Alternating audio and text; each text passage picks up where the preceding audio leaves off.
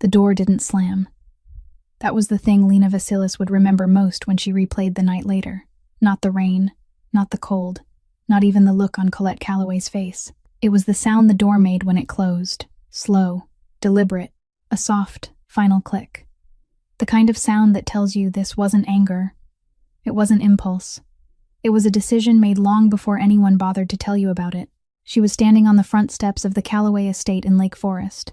Nothing but a nightgown, barefoot, holding her 3-month-old daughter against her chest, while Chicago did what Chicago does in October. Rain that doesn't warn you, doesn't ease in, just arrives cold and heavy and indifferent. Ava was crying.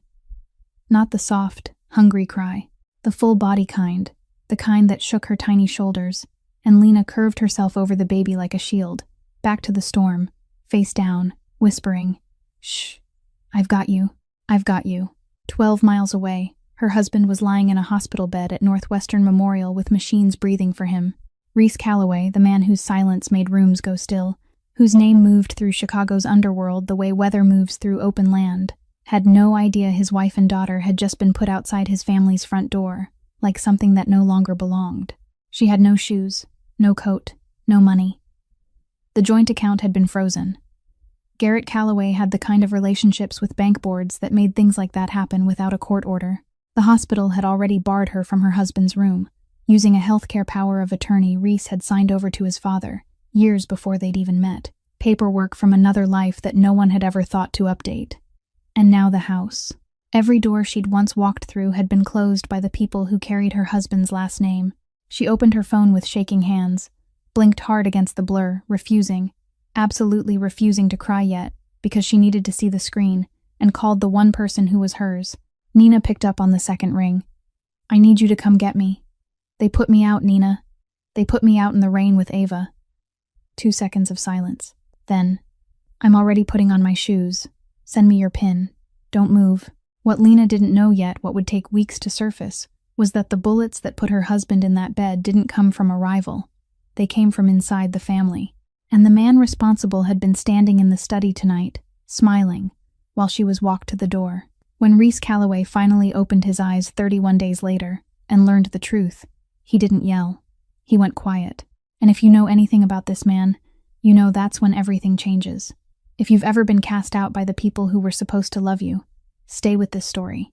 It isn't over, and neither are you. Hit like so this story finds the people who need it. Share it with someone who's weathered their own storm, and subscribe so you don't miss what happens next. Now let's go back to the beginning, because the only way to understand how Lena ended up on those steps is to understand the man she married and the family that never wanted her there. A few weeks earlier, before the bullets, before the hospital, before all of it, Reese Calloway had walked into a small Greek restaurant on Halsted Street in Greektown for the first time on a Tuesday evening in July, 2 years before his daughter was born and less than 3 years later, when the baby was only 3 months old. His brother tried to kill him. He hadn't come for the food, though the food was very good. He came because a woman he was seeing had chosen the place, and Reese had learned long ago that you could tell a great deal about a person by where they felt comfortable eating. The meeting lasted 40 minutes. Reese stayed 2 hours, not because of the conversation, which had ended the way most of his conversations ended, with the other person realizing something they hadn't understood before and leaving in silence. Reese stayed because of the woman behind the counter. She wasn't beautiful in the way that made you stop. She was beautiful in the way that made you stay. There was something in the way she moved through the room, refilling water without being asked, shifting between Greek and English in the middle of a sentence with a customer who was clearly a regular, laughing once at something the old man at table 4 said. A real laugh, not a performed one. Reese Calloway, a man who had built an empire on his ability to read people the way other men read newspapers, sat in the corner watching her, and realized he couldn't read her at all. He came back 3 more times before speaking to her. 4 times. That's what it took. Not because he was nervous. Reese Calloway didn't get nervous. But because he was the kind of man who observed before he acted. In everything. He learned that her name was Lena Vasilis. That her mother had once been the cook in that kitchen before she died. That Lena had taken over the restaurant not because she wanted to, but because someone had to. And she was the kind of person who showed up when someone had to. He learned all of that by listening, not by asking. When he finally spoke to her, it was to tell her that the lamb was better on Thursdays. She looked at him, a man in a coat that cost more than a month of her rent, and said, "The lamb's the same every day. You only think it tastes better because you've decided you like Thursdays." He almost smiled. For Reese Calloway, that was the equivalent of a whole room rising to its feet in applause. She didn't know what he was. Not at first. She knew he was rich because wealth carries a particular kind of silence, and she knew he was dangerous because dangerous men carry a stillness ordinary men don't have. But she didn't know the details, the territory, the network, the rooms full of men who stood when he walked in. She learned that later, and when she did, she didn't leave. She didn't leave because by then she had already seen something else, something underneath, the man who argued with her about films and then admitted 3 days later that she was right. The man who read every article she sent him about her family's village in Crete, even the long ones.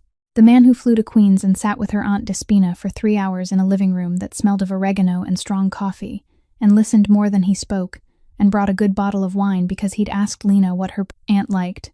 He wasn't performing anything. He was simply present. And Lena loved him for that, for 100 things like that, for the way he sometimes looked at her across their kitchen as if he were memorizing something he was afraid might disappear, but he was also what he was. There were nights he came home, showered, and afterward his hands shook slightly, not from fear, but from that particular release that comes after adrenaline leaves the body, and she didn't ask and he didn't tell. That was the unspoken architecture of their marriage, the room they both agreed to keep closed. She married him on a Saturday afternoon in May in a ceremony of 28 guests at a restaurant she chose because she loved the food there. Reese had said, "Then we'll have it there," the way he said most things, without hesitation, without performance, as if the decision had been made from the moment she mentioned it. His family came dressed in their disapproval, the way other people wore evening clothes. And that's where this story has to go next. Because family is where everything breaks. Colette Calloway never said outright that she hated Lena. She didn't need to. She had another skill, something more delicate, more dangerous, the kind of destruction carried out in silk gloves. From the wedding reception itself, when she hugged Lena in front of 28 guests, her arm touched Lena's back, the way you touch a surface you aren't sure is clean, just enough to be called an embrace, not enough to be called sincere, and Lena felt that distance immediately, but smiled because it was her wedding day, and she wasn't going to let anyone take that from her. But after the wedding, when Lena moved into the Lake Forest estate and ordinary life began, Colette's hostility became clearer in the way only women ever really notice. She praised Lena's cooking in a tone of surprise. "Oh, it's good. The way you praise a child for spelling something correctly, not the way you acknowledge an equal." She asked about Lena's family in Queens with a smile that carried concern on the surface and distance underneath. "Does your aunt still live in that old apartment? What's that area like now?" Not because she wanted to know, but because she wanted Lena to remember where she came from. And at family dinners, Colette had the ability to speak to Reese through the entire meal, without directing a single question toward his wife, without looking over even once, without once asking, "And what do you think?" Leaving Lena to sit at that long, polished table in the chandelier-lit dining room and slowly understand that to Colette, she wasn't a daughter-in-law. She was a problem that hadn't yet been resolved properly. Garrett was different. He didn't humiliate. He didn't say much. He hardly said anything at all. That was what made him frightening. Garrett Calloway was the kind of power that didn't need to explain itself. When he disapproved, he didn't argue. He turned away. And the conversation was over. Lena had seen him do that to men bigger than her, richer than her, more dangerous than her, and the result was always the same. They all left. Victor was a more direct kind of danger, the kind of knife that doesn't stay hidden in its sheath. He told Lena once at a family gathering. While Reese was across the room speaking with Garrett about business, Victor leaned toward her with a glass of whiskey in his hand and a voice as light as if he were commenting on the weather. "You know he won't be happy with this in the long run, right? Reese needs someone suitable. Sooner or later, he'll realize that." Lena looked at him. She didn't look away, didn't laugh it off, didn't swallow hard, and pretend she hadn't heard. She looked straight into her brother-in-law's face and said, "When he realizes that, I'll be the first to know. He tells me everything." Then she turned away. That night she told Reese. He went silent in the way that meant he was deciding something. Not the silence of a man still thinking, but the silence of a man who had already finished thinking and was now choosing the degree of his response. The next morning he called Victor, and Lena heard him from the kitchen, his voice measured, direct, never raised, the way Reese handled everything. with a calm that anyone who knew him understood was more frightening than any shout could ever be. And Victor never said anything like that again, at least not within her hearing. But the feeling never left. The feeling that she was something temporary in this house. That the Calloway family wasn't fighting her so much as waiting for her to grow tired, waiting for her to make a mistake, waiting for her to prove for herself what they had believed from the beginning, that she didn't belong here. And Lena, every day, woke up in that house and chose to stay, not because she didn't see it, but because the man she had married deserved better than to let his family decide who was allowed to love him. It happened on a Thursday evening in October. Reese drove to Lake Forest for a family meeting, what Garrett called family business, which Lena had learned meant money, the empire, or Victor wanted something, and Reese would come home afterward with tension in his shoulders and fewer words than usual. She kissed him before he left. He stood at the door looking at her longer than necessary, the way he sometimes did, as if he were memorizing something he wasn't sure he'd get to see again. Ava was asleep in the next room. He had gone in to look at her once before leaving, standing in the doorway of the nursery for only a few seconds, then turning to Lena and saying, "I'll be home early." He wasn't. The meeting ended at 9 o'clock. Reese stepped out of a restaurant in the West Loop, where he had stopped to meet a business associate after leaving Lake Forest, and 2 shots rang out from across the street. The first hit his shoulder, the second hit his head. He collapsed onto the sidewalk amid the screams of pedestrians and the screech of tires as the shooter's car vanished into the Chicago night. The medical helicopter got him to Northwestern Memorial in 14 minutes, and that was when the Calloway machine began to move. Not the machine that saves people, the machine that controls. Garrett Calloway had the kind of relationship with the Chicago Police Department that no one said out loud but everyone understood. The kind of relationship that got files reclassified, witnesses advised to stay quiet, and an attempted assassination in the middle of the West Loop turned into a 10 o'clock news item about gunfire, unidentified victim, investigation ongoing, and was never seen again. Victor was the one who handled the scene. He arrived before the ambulance did, a detail that would later mean something very different. But that night, no one questioned it, because in the Calloway family, Victor was always the one who appeared when something needed to be cleaned up. He spoke to the police. He arranged the scene. He made sure the restaurant's security cameras experienced technical problems. And he did all of it with the efficiency of a man who knew exactly how everything would unfold, because he was the one who had written the script. But that night, no one knew that. That night, he was only the worried younger brother. Lena got the call at 10:20. Not from Reese. From Nico Ferraro, Reese's most trusted lieutenant, his voice calm in the way only people who'd spent their whole lives in the shadows know how to be calm. And he said, "Lena, Reese is hurt. Northwestern Memorial. You should come." She drove 12 miles through the night with both hands gripping the steering wheel so tightly her knuckles turned white.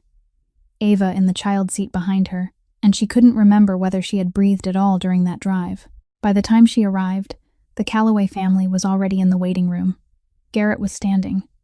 Colette was sitting with a handkerchief she wasn't using. Victor was holding a phone, his expression perfectly suited to the role of grieving brother. The doctor gave all of them the update at the same time. Gunshot wound to the head, medically induced coma, stable but guarded. A few days, maybe a few weeks, no one could say for sure. Lena sat by Reese's bed that first night and held his hand while the machines kept up their steady beeping and the nurses moved softly in the hallway outside.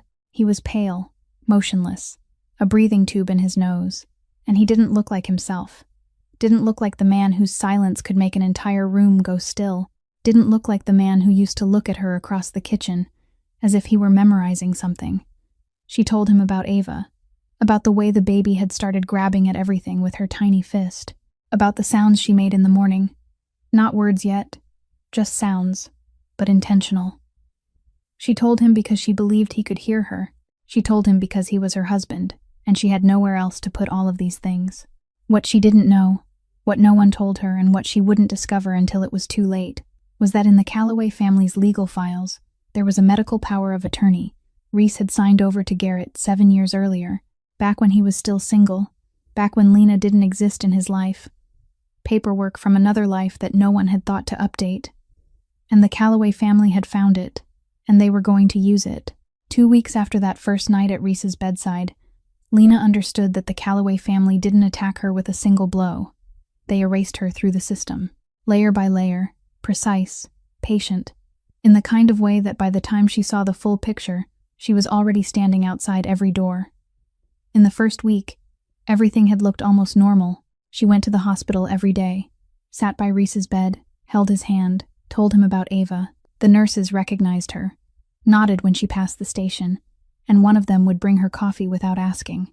The family came too, but at different hours, and Lena didn't know whether that was coincidence or something arranged so that she would never be in the room at the same time they were. Then the second week began, and the small things started to change. The first was a call from the bank. Lena was feeding Ava when the phone rang, and a polite voice informed her that the joint account belonging to her and Reese Calloway had been frozen due to an internal review request. She asked who had requested it. The polite voice became more careful and said that for security reasons, that information couldn't be shared. She knew immediately. Garrett Calloway didn't need a court order to freeze an account. He needed a phone call. One call to the right person on the board.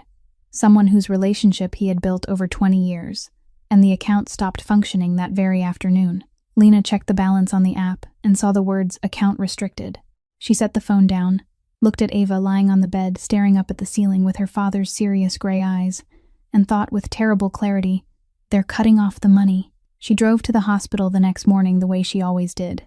But this time, when she passed the nurse's station, the nurse who recognized her didn't nod. She looked down at the screen, then looked up with an expression Lena would remember for a very long time, the expression of someone who knew she was about to say something wrong but had no power to change it.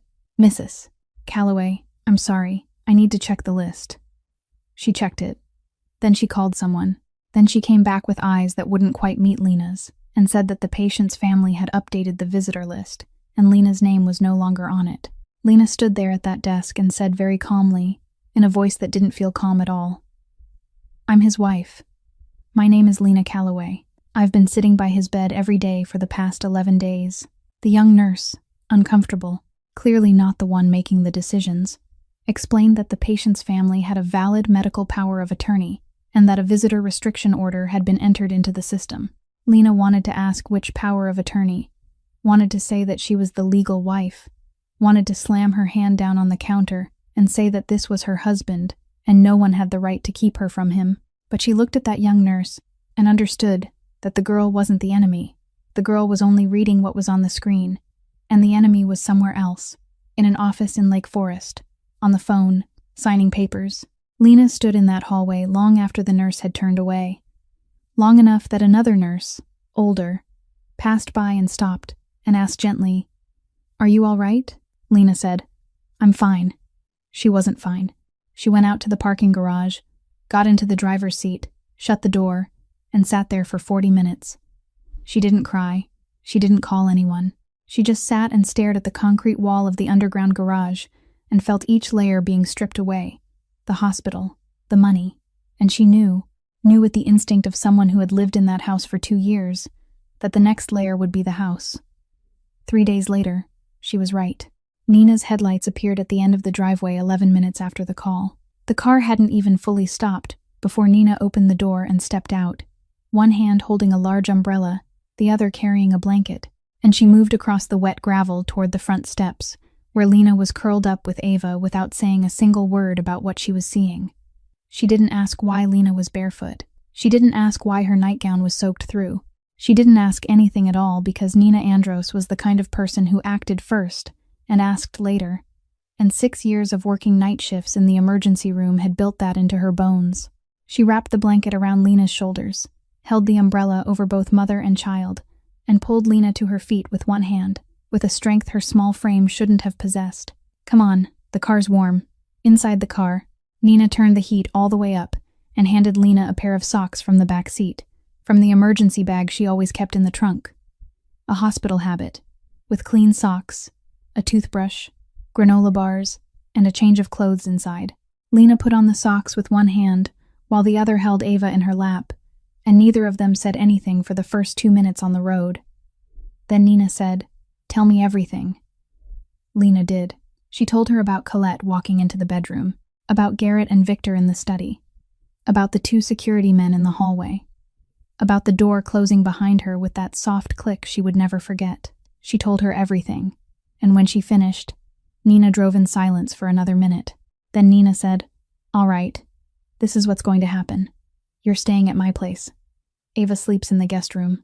Tomorrow morning, first thing, we're calling a lawyer." "I don't have money for a lawyer, Nina. They froze the joint account. I checked this morning." Nina tightened her jaw in the way Lena had seen exactly 3 times in the 6 years they had known each other, and all 3 times had been when someone did something Nina considered unforgivable. "My cousin Dara is a family lawyer here. She owes me." "Sleep." Lena almost laughed. She didn't. She leaned her head back and closed her eyes and listened to the rain hitting the windshield. Nina's house was a yellow-painted bungalow on a quiet street west of the city. Small, warm, smelling of shea butter and fresh ginger, the kind of home you walked into and knew the person living there cooked real food instead of reheating things from containers. There was a baby crib in the guest room, one Nina had bought months earlier for the times Lena and Ava came to visit, and Ava went into it without protest, exhausted from crying, her tiny face finally going still in sleep. Lena sat on the edge of the bed in the dry clothes Nina had found for her, looking at her daughter, and let herself feel the full weight of everything then, once Ava was safe and couldn't see her. Pain isn't clean, it's tangled. Pain because Reese was lying there, and she wasn't allowed to be with him. Fear because she didn't know what tomorrow would bring. Anger because of what his family had done. And under all of it, a sense of guilt she knew was irrational but couldn't completely extinguish. If she hadn't pushed Reese to speak with Garrett about the division of power in the Empire 6 months earlier, if she hadn't said something needed to change, if she hadn't, Nina appeared in the doorway with 2 cups of tea and not a flicker of patience for whatever she saw on Lena's face. "Stop." "I didn't say anything. You're making that face. The face you make when you're blaming yourself for what other people did." She came into the room, sat down beside Lena, and placed a cup of tea in her hands. "Reese got into a car and somebody shot him. That's what happened. Nothing you did put that bullet in the chamber. Colette's telling everyone this is my fault. Colette's talking because Colette needs a story that keeps her in the position of victim. That's not the truth. That's a tactic." Nina wrapped both hands around her own cup of tea. "What I need you thinking about right now isn't what she's saying. I need you thinking about what you're going to do." Lena drank the tea. Outside, the rain was finally beginning to ease. "I need to get back into that hospital. Dara will handle it. I'll call her at 7. And I need to find a way too. I need to be okay, Nina. I need to function. I have a baby who needs me to function." Nina looked at her steadily. "You are functioning. You got yourself and your baby out of the rain. You called me. You got in the car. You're sitting here drinking tea instead of falling apart. That's functioning. Lena, give yourself that much." Lena didn't answer. She looked at Ava, the baby's tiny chest rising and falling in that kind of peace only very small children can ever reach, and she thought with perfect clarity, "I'll figure it out. I have to. There isn't any other choice." She thought that every day for the next 2 weeks. Some days she believed it completely. Some days she believed it the way you hold a torch in the wind, with both hands, leaning your body around it, protecting it from the thing trying to put it out. Lena started looking for work on her 3rd day at Nina's house. She didn't have the luxury of waiting because the money Dara managed to free from the joint account was only a portion, and a portion didn't buy enough formula for a whole month, didn't cover Ava's regular checkups, didn't let her contribute to Nina's household expenses even though Nina never once mentioned it. She applied to 7 places in the first week. A coffee shop in Lincoln Park, a restaurant in Wicker Park, a bakery in Logan Square, a clinic that needed a receptionist, 2 retail stores on Michigan Avenue, and a small Greek restaurant farther north that she found online and thought at least there she knew how the place would run. All 7 turned her down. Not the kind of rejection that says, "We've already filled the position." The kind of rejection where calls were never returned, emails disappeared into silence. And once, the restaurant manager in Wicker Park looked at her with genuine discomfort and said, "I'm sorry, the position was just filled." Even though the now hiring sign was still hanging on the glass door when she walked back out, she understood by the 2nd week. This wasn't bad luck. This was Victor. Victor Calloway's network wasn't made up only of men who carried guns and drove black cars. It also included restaurant owners who owed favors, bar owners who paid protection, store managers who knew that saying no to a Calloway was much easier than saying yes and waiting to see what happened next. Victor hadn't only thrown her out of the house. He wanted to make sure she had nowhere left to stand. And then, Just when every door had closed, one opened. The Vesper Lounge, a bar on the south side, needed a server, evening shift, cash pay. Lena called, and Hugo Petrov, the owner, picked up and said, "Come in tonight for a trial shift."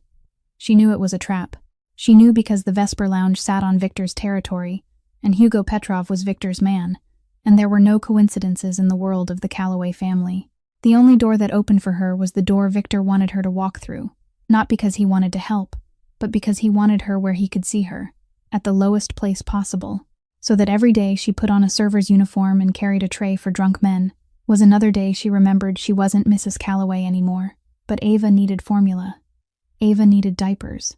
Ava needed to see her pediatrician in 2 weeks.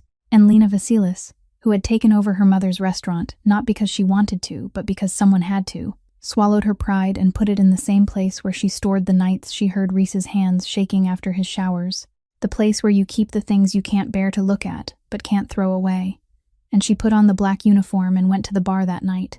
The Vesper Lounge smelled of old whiskey, leather, and smoke that had soaked into the walls from back when smoking indoors was still allowed. The lights were dim, jazz played low through the overhead speakers, the kind of place where men came to talk when they didn't want anyone listening. On her third night working there, a man at the corner table, the kind who knew just enough about the Chicago underworld to be dangerous, but not enough to know when to keep his mouth shut, watched her set a drink down and said loudly enough for the whole bar to hear, "Hey, isn't that Mrs. Calloway? From the Lake Forest estate to pouring beer on the south side now?" The room went quiet for a beat. Lena set the glass on the table, her hands steady, her face unchanged, and said, "Do you need anything else?" Then she turned away. She walked straight into the kitchen, leaned her back against the wall beside the trash bins and the dry storage shelves, closed her eyes, and stood there for 30 seconds.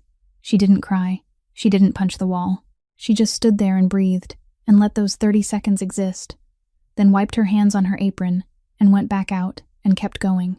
Hugo Petrov watched the whole thing from behind the bar. He was a man of 55 with a face that had seen too much to be surprised by very much anymore. And he worked for Victor not out of loyalty, but out of practicality, the kind of practicality possessed by a man who understood that in this Chicago, you picked a side or you disappeared. That night he called Victor and reported, "She keeps showing up for work."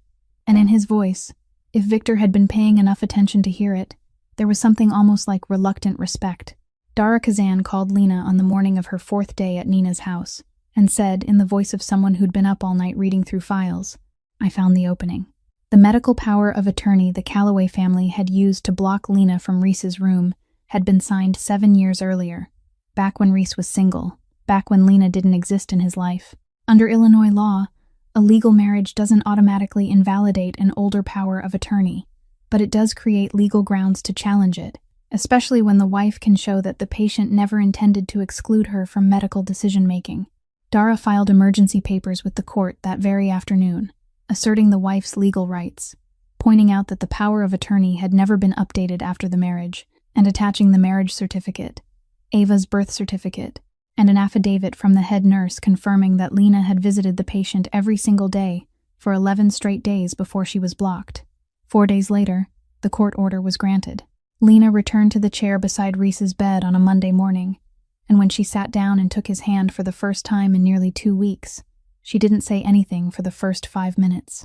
She just sat there holding his hand and feeling the warmth of it in hers, and reminding herself that warm meant alive. Then she began to talk. She told him about Ava, about how the baby had started tracking moving objects with the serious gray eyes she had inherited from her father, about the way she gripped Lena's finger every morning while feeding, holding on tight as if she were afraid her mother might disappear, about her first smile, a real one, not a reflex, a true smile the week before when Nina made a ridiculous face, and Ava looked at her and decided it was funny. Lena brought Ava in on the days the baby was calm enough, on the days she wasn't fussy, and she sat by the bed with her daughter in her arms and described Ava's face to Reese in detail, every feature, because she believed he could hear her, because she needed to believe that. She came every day her schedule at the Vesper Lounge allowed, mornings at the hospital, afternoons back at Nina's caring for Ava, nights serving drinks on the south side, and that cycle kept turning day after day, while no one said out loud how exhausted Lena looked, because all of them knew saying it wouldn't change a thing. Father Thomas Brennan found her one Wednesday afternoon in the hospital chapel. She hadn't gone there to pray, not at least in the traditional sense. She had gone because the chapel was quiet, and she needed 5 minutes when no one needed anything from her. No Ava needing to be fed, no Hugo Petrov watching her from behind the bar, no nurse checking the list, no Nina trying not to look worried. Just 5 quiet minutes. Father Brennan was a tall man, soft-spoken, gray at the temples, with the kind of stillness that comes from decades of sitting with other people in the worst moments of their lives. He sat 2 seats away from her and said, "You don't have to talk." She stayed silent for a long while. Then she said, "I'm trying to figure out how to keep moving toward something, when the thing I'm moving toward keeps shifting." "What do you mean?" "My husband waking up. That's what I'm moving toward. But every time I feel like I'm getting close, something else gets taken away. His family blocked me from the hospital. The money. The house. I'm serving drinks in a bar on the south side to buy formula for my daughter." She stopped and looked down at her hands. "And they're in that room every day. They're the ones talking to him. Whatever story they're telling about me, he doesn't know anything else." She looked up. "He's going to wake up, and he won't know what happened." Father Brennan was quiet for a moment. Then he said, "You're afraid that the man who wakes up won't know what you've carried?" "Yes. Then you have to trust that the truth has weight, that it doesn't disappear just because no one is awake to witness it. Everything you've done since he lost consciousness, caring for your daughter, fighting to stay in his life, refusing to walk away, that's the truth. And it's been happening whether he knows it or not." He paused. "The question isn't whether he'll believe you. The question is whether you'll still know who you are when he wakes up." Lena sat with that for a long time after Father Brennan left. She sat in the small chapel with the candles and the quiet and thought about that question, and she didn't have a certain answer, but she knew that tomorrow morning she would go back to the hospital again, and in the afternoon she would go home and care for Ava, and at night she would put on the apron and carry the trays, and she would keep doing it until he opened his eyes, or until she could no longer remain standing, whichever came first. However, 48 hours before Reese stirred, Garrett Calloway had filed a last-minute emergency appeal to stay the court order, using a fabricated safety concern to have Lena temporarily barred from the wing once more. Lena was at Nina's, frantically calling Dara to fight the new injunction, unaware that the timing was a calculated move to ensure she wasn't there when his eyes finally opened. Reese Calloway opened his eyes on a Sunday morning, 31 days after 2 bullets changed everything. He didn't open them the way people do in films. There was no sharp gasp, no sudden rise from the bed, no music swelling in the background. His eyes opened the way something exhausted opens, slowly, with resistance, as if his eyelids had forgotten how to work and were having to learn again from the beginning. He looked at the ICU ceiling for a long time, the white panels with fluorescent lights and ventilation ducts, and he didn't know where he was, didn't know how long it had been, didn't know anything except that his body hurt in a way he hadn't known a body could hurt. The nurse checking his IV fluids glanced over and saw his eyes open and froze for exactly 1 beat before moving very fast. The way people move when they've been trained to react rather than be surprised. And she hit the call button and said something into the intercom that Reese couldn't quite hear because his ears were still ringing. The first thing he said when he could speak, when his throat worked well enough to force sound through the dryness and 31 days of silence, wasn't his father's name, wasn't his mother's name, wasn't Victor's. He said, "Where's Lena?" The nurse said she would call the doctor. His family was called first. They arrived 40 minutes later. Garrett parking in a restricted zone because Garrett Calloway never parked where ordinary people parked. Colette moving through the hallway in a cashmere coat that cost more than most people's 2 months of rent. They filled the room with relief, and Reese let himself be held by that for a moment because he was weak. He was blurred at the edges, and his body was still trying to remember how to be human. But he asked again. He looked at Colette and asked, "Where's my wife?" Colette had prepared for that question. Maybe she had been preparing since the first week, rehearsing in the mirror, or in her head, or both, because Colette Calloway never walked into a room without knowing what she was going to say. She sat on the edge of the bed, took his hand, and arranged her face into something that looked very much like grief, looked very much like a mother trying to find a gentle way to say something hard. And she said, "Reese, I don't know how to say this softly." Lena left. After the shooting, there was a lot going on. We tried to keep her here, tried to support her, but Colette paused in exactly the right place, at exactly the right beat, the way an actress knows when to let silence do the work. She packed up and left. She and the baby. Rhys looked at his mother. His mind was fogged and his body was in pain, and he had been unconscious for a month. But something in what she said didn't sit right. He couldn't identify exactly what. It felt like walking into a room where the furniture had been shifted by a few inches. Not enough to point to, but enough to know something was different. He said, "She left." It wasn't a question. It wasn't exactly acceptance either. It was just him putting the words out into the air to see whether they fit the shape of reality. They didn't. But he was too tired to understand why. Garrett took the chair by the window with the kind of presence possessed by a man used to sitting at the head of the table without needing anyone to invite him.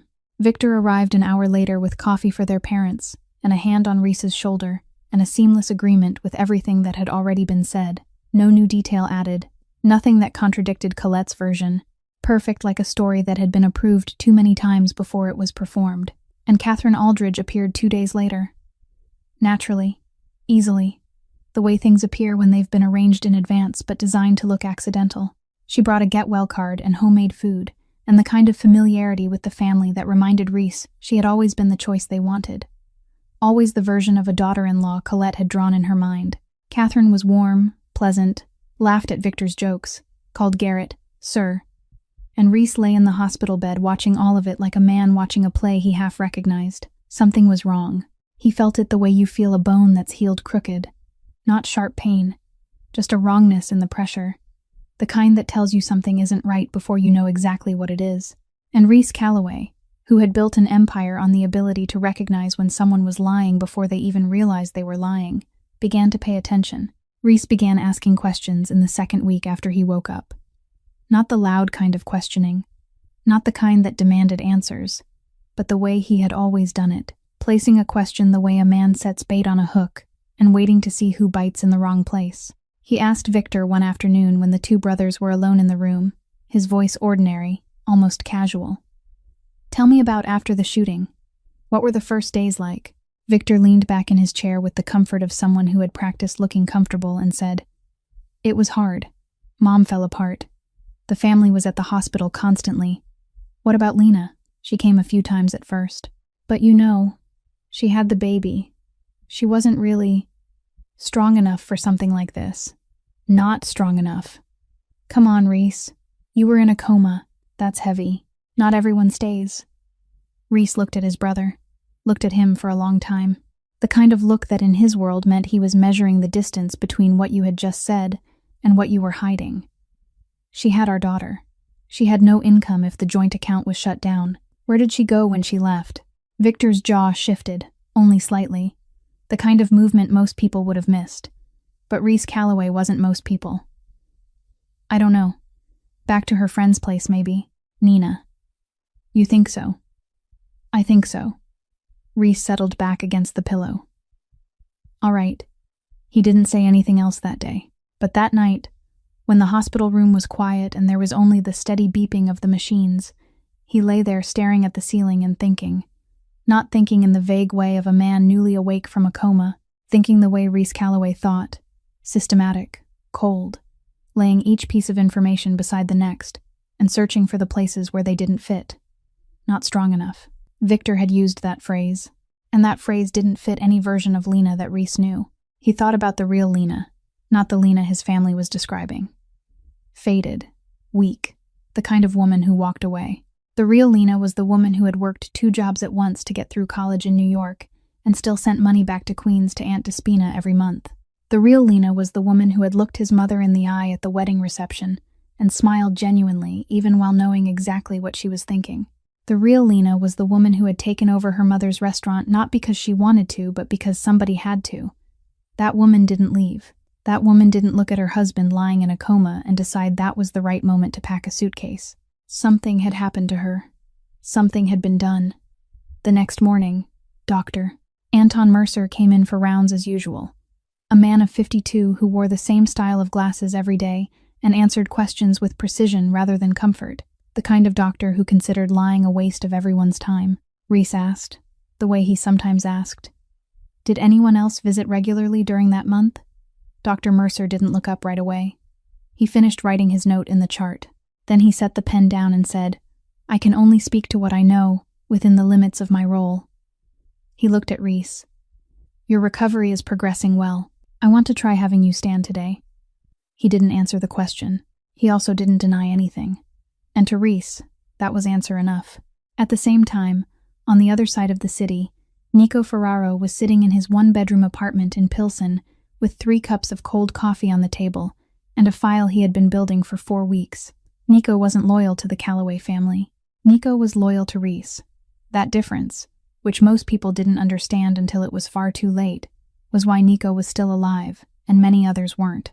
He had started investigating the assassination attempt in the first week, quietly, reporting to no one in the family, just following the trail. A hired shooter from Detroit. Money moved through 3 layers of shell companies, every layer designed to bury the path. But Nico had the kind of patience only people raised on the streets ever really develop. The kind of patience that knows every road leads somewhere if you stay on it long enough. And this road led back inside the house. Nico didn't yet have enough proof to lay it all out, not enough certainty to put it on the table in front of Reese. But he knew, and he was waiting. The week before, while checking on something in the South Side for work, Nico had driven past the Vesper Lounge and looked through the bar window and seen a woman he recognized immediately. Lena Calloway, his boss's wife, was carrying a tray of cocktails to a table of drunk men, dressed in the bar's black uniform, her hair tied up, an apron around her waist. Nico sat in the car and watched that scene, and something in his chest turned cold. Not anger, something deeper than anger. The cold that comes when a man sees proof of something he had already suspected and had still hoped he was wrong about. He drove away without going inside, and he added one more piece to the file on his table, and he waited for Reese to get strong enough. The call happened on a Thursday night, after the family had gone home, and the hospital room held only Reese and the steady beeping of the monitor in the dark. He had asked a nurse to bring him his personal phone, the one that had been placed in the drawer of the bedside table on the night he was brought in, and never mentioned again after that, as though its existence were inconvenient, and the nurse had handed it to him without comment. He turned on the screen, scrolled to Lena's name, and looked at that name for 20 minutes. 20 minutes is a long time when you're staring at the name of a person you've been told abandoned you, but something in your bones is telling you that isn't true. He pressed call. It rang once, twice, 3 times. On the 4th, she answered, "Hello?" And he heard, in the silence after that single word, the exact moment she realized whose name was on the screen. The moment her breathing changed. The moment that, if he hadn't been Reese Calloway, a man who had spent his entire life reading what people didn't say, he might have missed. Reese. Her voice wasn't cold. It was something more careful than cold. Something built across 31 days of protecting herself, layer after layer, like the wall she had built with her bare hands every night at Nina's house after Ava fell asleep. "Lena." He stopped. He had prepared things to say, and now none of them were enough. "Are you okay? Is Ava okay?" And that was when her voice changed. Not into tears, into steel. "Why are you calling, Reese? You've already made yourself perfectly clear." "Clear about what?"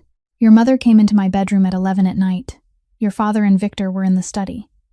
2 security men walked me to the door. It was raining. I was carrying Ava. I had no shoes on." Her voice stayed even, but something underneath it was shaking, the kind of shaking that comes from something held down too long. "You control everything in that house, Reese. Nothing happens unless you allow it. No one moves unless you know. That's how you live. That's how you run everything. So don't call me and ask whether I'm okay as if you don't know what happened." Silence. Not empty silence. Full silence, full of the sound of 2 people standing on opposite sides of the same lie and not realizing it yet. Then Reese said, very quietly, "Lena, I was in a coma." A different silence. Longer. "I was in a coma for 31 days. I didn't order anything. I didn't know anything. I didn't hear anything. When I woke up, they told me you left." He heard her breathing change again. Not steel anymore. Something was cracking. Not breaking, just cracking. The way something held too tightly for too long finally finds a seam. "They told you I left." Not a question. "They told you I left." A long silence. Then, very softly, a sound from her that Reese would remember longer than anything else in this conversation. Not crying. Something closer, like the breath of a person who has just realized she has been fighting the wrong enemy for an entire month. We were both lied to, she said. Then her voice hardened again, almost defiant, the kind of hardness belonging to someone who decides that if he wants the truth, then he will hear all of it. Do you want to know where I am, Reese? I'm serving drinks on the south side. At Victor's bar. The Vesper Lounge. All of Chicago knows I'm your wife, and they watch me carry trays for drunk men. Your daughter sleeps at my friend's house every night, because your family made sure nowhere else in this city would take me. Reese's silence wasn't empty. It was full of the sound of a man absorbing something that was rearranging everything he had believed over the past 2 weeks. Every story, every smile from Victor, every staged tear from Colette, all of it being taken apart and reassembled into a different shape, the true shape. And that shape was far uglier. I'm going to handle this. Reese. I'm getting out of here the moment Mercer says I can walk to the end of the hall without assistance. Then I'm coming to you. His voice was even, not the evenness of calm, the evenness of something that had decided and would not accept alternatives. I need you to still be there. She was quiet for a long time. He heard Ava make a soft little sound somewhere in the background, the sound of a baby waking and then drifting back to sleep. And that sound touched someplace in his chest he hadn't been ready for. I haven't gone anywhere, she said at last. I never did. He closed his eyes. I know, he said. I'm sorry it took me this long to call. He confronted them 2 days before his discharge. He had asked for all 3 of them to come at the same time. Garrett, Colette, Victor, framing the meeting as a family conversation about his recovery plan, and they came with the assumption that they were stepping into something already arranged, something they controlled, because for the past 31 days, they had controlled everything and had no reason to think today would be any different. Colette wore the face of gentleness. Garrett wore the face of authority. Victor had his hands in the pockets of his suit jacket, as always. Reese sat on the hospital bed in his own clothes, jeans, a gray shirt, no hospital gown anymore, and that change, small as it was, said something that all 3 of them in the room felt before they were ready to process it. He watched them arrange themselves around the room, Colette at the edge of the bed where she always sat, Garrett in the chair by the window, Victor leaning against the wall near the door, and he said, with no preamble, no transition, not a second of cushion, "Tell me what you did to my wife." The room shifted, not physically. It shifted the way the air changes when someone pulls the pin from a grenade, and everyone in the room hears the click before they see the smoke. Colette opened her mouth. Reese raised one hand, not fast, not violent, just lifted it, and she stopped, because in 36 years of being this man's mother, she had learned when he was allowing people to speak, and when he wasn't. I've spoken to Lena. I know she didn't leave. I know she was removed from the visitor list at this hospital. I know she was escorted out of the house in the rain with my daughter. I know she's serving drinks at a Southside bar because you made sure nowhere else in this city would take her. He paused, not to catch his breath, but to let each sentence settle into each person. What I want to understand from you, right now, in this room, is what you thought you were doing. Garrett said, Reese, you were in critical condition. We were making decisions in your best interest. My best interest. Reese looked at his father. My newborn daughter was put out into a storm. That's my best interest, Colette said. We were protecting you. From my wife. Victor cut in. She wasn't right for this family. Reese. And Reese turned to look at his brother with an expression Victor had never seen on his older brother's face before. Not anger. Something colder than anger. Something that had moved through anger and arrived somewhere else. Somewhere a decision had already been made, and there was nothing left to discuss. You brought Catherine Aldridge into my hospital room while my wife was being kept outside. You arranged for her to end up serving drinks at your bar on the south side. Victor hadn't been prepared for that level of information. His face held its shape, but his eyes didn't. Reese tapped the side rail of the bed twice. The door opened. Nico Ferraro stepped in, carrying a thick manila envelope, and placed it on the table beside the bed, without looking at anyone in the room except Reese. Nico has been investigating the shooting since the first week, Reese said, his voice still level, still unraised, still carrying that quiet that had the whole room trying not to breathe too loudly. The shooter was hired out of Detroit. The money moved through 3 shell companies. All of it leads back inside this house. He looked at Victor. You hired someone to shoot me. That's ridiculous. I'm not asking. I'm telling you that I know. Garrett sat down, not into the chair. He was already in the chair, but sat down in a different way. the way a 65-year-old man does when gravity becomes truly heavy for the first time in his life, because he had just understood that one of his sons had tried to kill the other. Colette said, "Reese, you can't possibly believe. Would you like me to read the file out loud, Mother? Or would you prefer to keep performing?" "Silence. I need all of you to understand this clearly," Reese said. "Lena is my wife. Ava is my daughter. Any authority you held while I was unconscious has been revoked. All of it. Today, my father's name will be removed from every account, every property decision, every authorization that was transferred while I was in a coma. My lawyers are handling it now." He looked at Victor. "You're off the board, out of the empire, out of everything. And as for the attempted murder, I'm not handing you over to the police because you all know why. But you'll be gone from Chicago within 48 hours. If I see your face again, the conversation will be very different." Victor looked at Garrett, asking for help. Garrett didn't look back. Garrett said, his voice low, "You'll throw away everything this family built." Reese looked at his father. "You threw my wife and my daughter into the rain." He let that sit in the room for a moment. "We're not discussing what I'm throwing away." He was discharged on a Friday morning. He didn't call Lena first. He didn't warn her. Not because he wanted to surprise her, but because he didn't want to give her time to rearrange herself into the careful version of who she had been forced to become over the past month. He wanted to find her exactly as she was, not the version of her prepared for him. Nico drove. Reese sat in the passenger seat watching the streets of Chicago pass through the window and feeling the particular fragility of a body that had lain still for a month and was only just beginning to remember how to exist in the world. Everything was a little too bright, a little too fast, a little too loud, and his muscles ached in the kind of way that made even sitting upright in a car seat require conscious effort. He didn't ask Nico anything on the drive. Nico didn't say anything either. They had worked together long enough to know that silence between two men didn't need to be filled. The Vesper Lounge looked the way it always looked at night. Dim lights, the smell of old whiskey and leather, low jazz from the overhead speakers, the kind of yellow light that made everything inside it look as though it were keeping secrets. Reese pushed the door open and stepped in. Hugo Petrov was behind the bar, looked up, and his face drained. Not fear, something more primal than fear. The recognition of a man standing in the wrong place at the wrong moment, and knowing that no explanation in the world was going to change that. Hugo knew Reese. Everyone in the room knew Reese, or knew enough, and the air changed when he crossed the threshold in the way it only changes when a certain man enters a certain room. The kind of shift where the air tightens, where every conversation drops half a tone without anyone ordering it. And then he saw her. Lena was carrying a tray, 3 cocktails, her hair tied up, black uniform, apron around her waist. She was setting drinks down for 2 men when she felt the room change. Felt it with the 6th sense she had developed in 2 years of living with Reese Calloway, that instinct for knowing when the air compressed, and people suddenly sat half an inch straighter, and she turned. She saw him.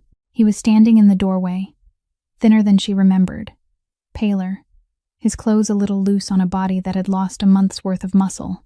But his eyes were the same, gray and direct, and not easily distracted. And they were looking at her, only her, in a room full of people. She didn't run to him. She stood there, tray in hand, and felt anger. Angry that he was here. Angry that he was seeing her like this, in a server's uniform, in his brother's bar, carrying drinks for men who once would have lowered their voices at the sound of his last name. Angry because she had spent 31 days building a wall in order to survive, and he had just walked in, and the wall was cracking, and she wasn't going to allow it to crack. Not here. Not in front of Hugo Petrov and a room full of customers pretending not to stare. She set the tray down on the bar, untied the apron, walked toward the back door. She was leaving. Reese followed her. The hallway behind the bar smelled of kitchen grease and alley trash and standing water on concrete. It wasn't romantic. It wasn't a scene from a film. It was just real. "Lena." She didn't stop. Don't come here and look at me in this uniform and then." He caught her hand. She jerked.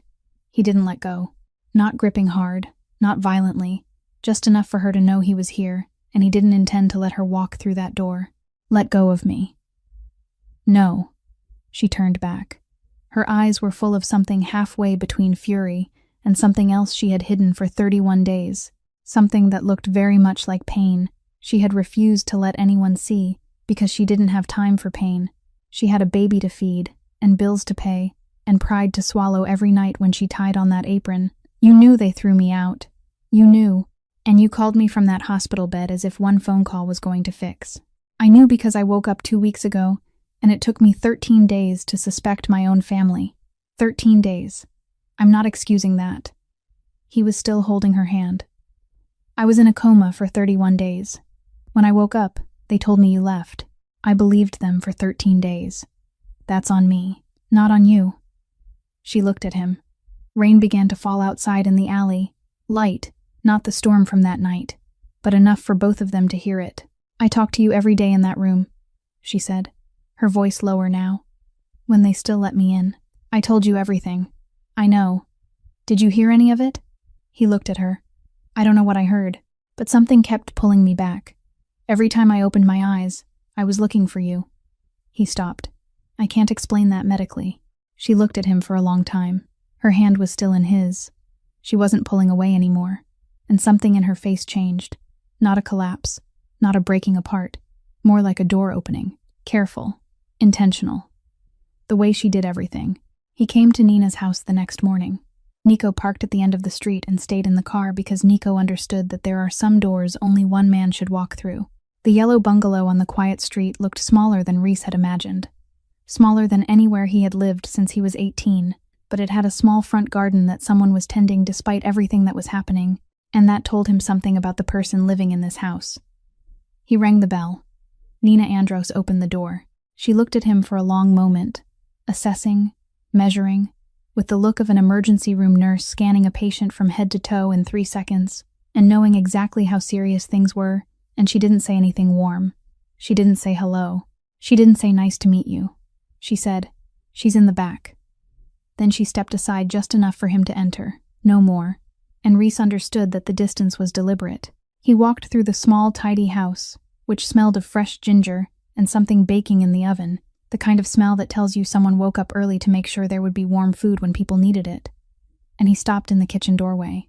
Lena was sitting at the table, a mug in one hand, a burp cloth over her shoulder, and Ava against her chest in a fabric carrier, awake, bright-eyed, looking around with the busy focus of a baby who had just discovered that the world was full of things worth examining. Lena looked up. She didn't move. She didn't run to him. She sat there looking at him, and he looked back at her, and everything that the past month had been was present in the room between them. All the weight of it, all the wrongness of it, and Reese felt it the way you feel land after being at sea. Real, solid, almost unbearable in how true it is. He crossed the kitchen and knelt in front of her chair, and looked at his daughter's face for the first time since waking up. Ava looked back at him with enormous seriousness. She had his eyes, gray and direct and not easily distracted, and his coloring, and her mother's nose, and a small expression on that tiny face that seemed to be judging him in the way her mother sometimes did. "Hi, sweetheart," he said. His voice came out rough. Ava wrapped her hand around his finger. He wasn't prepared for that feeling. Such a tiny grip, stronger than something that small should have been. Her 5 little fingers curling around his index finger with absolute certainty, the grip of someone who doesn't know fear, because no one has taught her fear yet, and his whole chest broke open silently. He stayed there for a while, kneeling on the kitchen floor in a stranger's house, his daughter holding his finger, breathing. Then he looked up at Lena. "I'm sorry. I know it isn't enough. I know you were in a coma, Reese. I was in a coma. But when I woke up, I believed them for 2 weeks before I started to doubt them. That's on me." He didn't look away. "You sat on the front steps in the rain with our baby, and I was lying in a hospital bed believing my mother's version. I need to say that out loud so we don't pretend it didn't happen." Lena set her mug down slowly. She looked at him with her particular look, the one that sees too much, always, and said, "I need to know you understand what they are, not just what they did this time, what they are. Because if you go back to managing them the way you always have, if we go back to family dinners and I go back to sitting at that table pretending, we're not going back to that. I need more than words, Reese. Victor is off the board, out of the empire, out of everything. Garrett's name has been removed from every authorization." He paused, "and Victor was the one who hired the man to shoot me." Silence. Lena looked at him and he saw her process that, not with surprise, but with the kind of understanding that belongs to someone who has lived close enough to darkness to know what shape it takes. "They'll fight you. They'll try. He looked at Ava, who was still holding his finger. But I'm feeling very motivated. She was quiet for a long time. The kitchen stayed quiet around them. I want to go home, she said, but I don't want to go back to that house. Then we'll find another house. Is it really that simple, Reese? He placed his other hand over hers. It really is. Nina appeared in the kitchen doorway, her arms crossed, wearing the expression of someone who had heard every word and had opinions about most of them, but was being selective. Food's on the stove, she announced. Both of you eat before anybody makes any decisions. Reese looked at Nina. Yes, ma'am. Nina pointed at him. And don't think I forgive you for taking 2 weeks to start doubting them. Nina, Lena said. I'm just saying. But she turned back toward the stove. And in the small kitchen of that small house, Reese sat with his wife and daughter and ate the food a loyal woman had already made. And outside the window, the Chicago winter was doing what Chicago winter sometimes does after a long stretch of gray, letting light break through the clouds. Not much, just enough. The kind of light you only notice if you've been looking for it. The Calloway family struck back. Of course they did, because that is what people accustomed to holding power do. When that power is taken back, they don't accept it. They fight. Garrett threatened with lawyers, with calls to people whose relationships he had spent 40 years building, with the kind of quiet power he had used all his life. Victor disappeared from Chicago within 48 hours exactly as Reese had said. Not because he wanted to, but because he understood that Reese Calloway never said anything twice. And when Reese said, "The conversation will be very different," it wasn't rhetoric, it was a weather forecast. Colette told the story she had created to anyone willing to listen. The story in which she was the mother protecting her son and Lena was the woman who had never belonged, and she told it in a voice of conviction, because she had told it enough times that she had begun to believe it herself. But the truth has a particular quality that staged stories lack. It doesn't need to be told, it only needs to be found. The security cameras from the Lake Forest estate, which Dara Kazan requested and obtained through a court order, showed exactly what had happened that night. A woman in a nightgown carrying a 3-month-old baby being escorted out the front door in the rain by 2 security men. The head nurse at Northwestern Memorial, when contacted as part of the legal record, confirmed without hesitation that the first words Mr. Calloway spoke when he woke up were asking for his wife. And piece by piece, the way truth is always confirmed, not by one dramatic revelation but by the steady accumulation of small things no one can fully explain away, Colette's story began to thin until it became transparent. Reese and Lena moved into a house on the other side of the city. It wasn't large, not the kind of property the Calloway family would have considered worthy, but it had a small back garden and a room of her own for Ava and a kitchen where the morning light came through the east windows and made everything look like something worth keeping. There were hard days. The kind of repair a marriage needs after something like that isn't quick work. It requires honesty about the things you want to glide past. Conversations that go on and end without answers, and have to be picked back up the next day, and the day after that, and the week after that.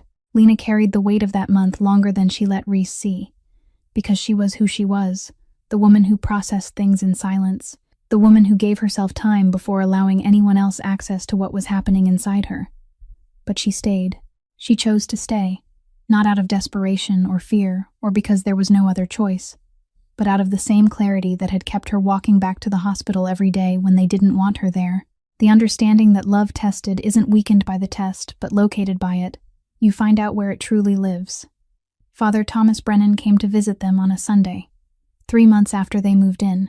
He sat in the small garden and drank tea, and said very little about everything that had happened, which was exactly right.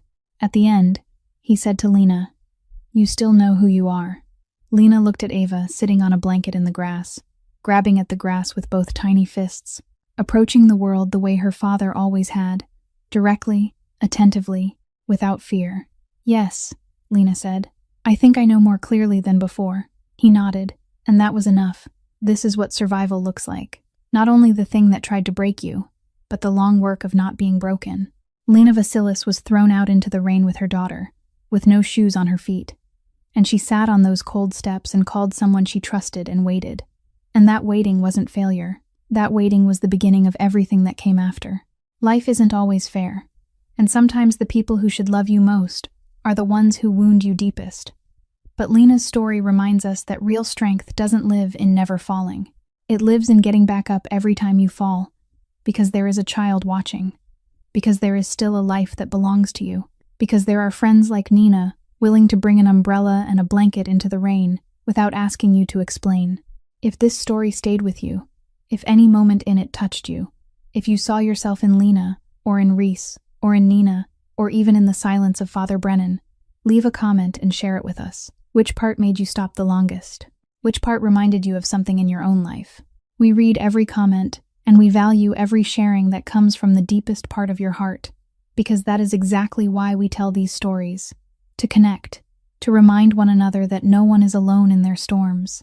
If you feel this story deserves to be heard by more people, press like, share it with loved ones, friends, with anyone who needs to be reminded that they are stronger than they think, and press the subscribe button on our channel so that every day there is a new story waiting for you. Stories about love that has proven itself, about loyalty put to the test, about ordinary people doing extraordinary things simply because they refuse to give up. We wish every person watching this video today truly good health, a joyful life, and a little more peace in the heart with each passing day. Thank you for staying until the very end. Goodbye, and we'll see you again in the next video.